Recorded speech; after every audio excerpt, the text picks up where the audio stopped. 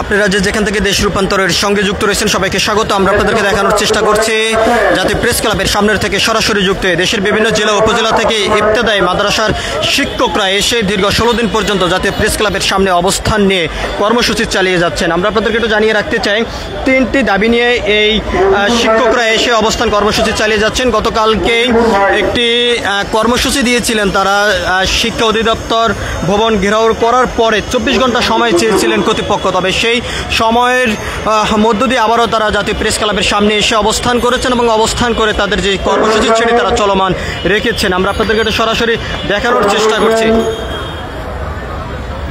আমার ইয়েটা আরো রিপোর্টার নিয়ে গেছে, ক্যামেরাম্যানের তো পাঠা দিয়েছি।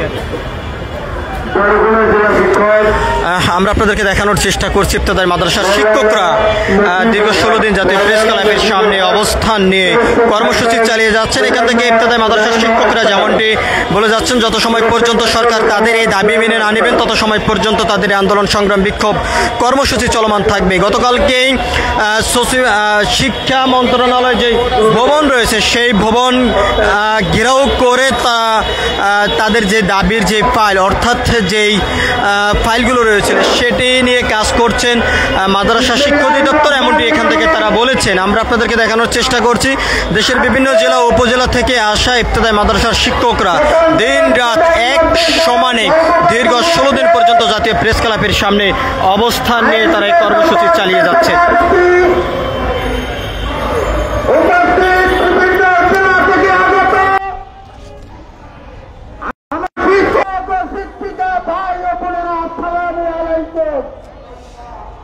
আমরা আপনাদেরকে দেখানোর চেষ্টা করছি, আপনারা দেখতে পাচ্ছেন ইবতেদায়ী মাদ্রাসার শিক্ষকরা দীর্ঘ 16 দিন পর্যন্ত জাতীয় ক্লাবের সামনে এসে অবস্থান করে এই কর্মসূচি চালিয়ে যাচ্ছেন। এখান থেকে তারা যেমনটি বলছেন, যত সময় পর্যন্ত অন্তর্বর্তীকালীন সরকার কোনোভাবে তাদের দাবি মেনে যদি না নেয় পরবর্তীতে তারা আরো বড় ধরনের কর্মসূচি দিবেন, এমনটি এখান থেকে তারা বলছেন। একদিকে বাহিরে গুড়ি গুড়ি বৃষ্টি পড়ছে, অন্যদিকে বৃষ্টির ভিতরে তারা জাতীয় প্রেস ক্লাবের সামনে অবস্থান নিয়ে এই বিক্ষোভ কর্মসূচি তারা চালিয়ে যাচ্ছেন। আমরা আপনাদেরকে সেই চিত্রটি সরাসরি দেখানোর চেষ্টা করছি। আমরা আপনাদেরকে আরেকটি বিষয়টি জানিয়ে রাখতে চাই, আজ বিকাল 5টা পর্যন্ত সময় নিয়েছেন শিক্ষা অধিদপ্তর। তবে সেই শিক্ষা অধিদপ্তরকে তারা বিকাল 5টা পর্যন্ত সময় দিয়ে জাতীয় প্রেস ক্লাবের সামনে আবারও অবস্থান করেছেন।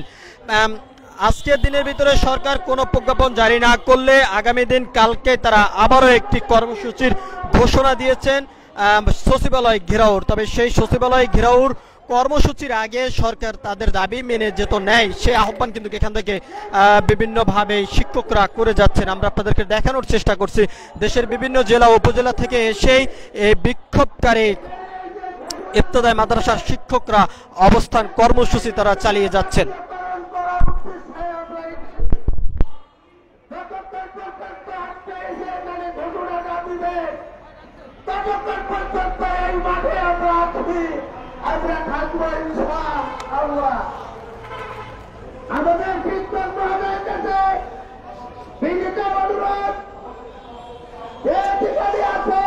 দর্শক, আপনারা যেখান থেকে দেশ রূপান্তরের সঙ্গে যুক্ত রয়েছেন সবাইকে স্বাগত। আমরা আপনাদেরকে দেখানোর চেষ্টা করছি ইবতেদায়ী মাদ্রাসার শিক্ষকদের বিক্ষোভ কর্মসূচিকে ঘিরেই বর্তমানে এখনো পর্যন্ত উত্তপ্ত অবস্থায় রয়েছে জাতীয় প্রেস ক্লাব এলাকা।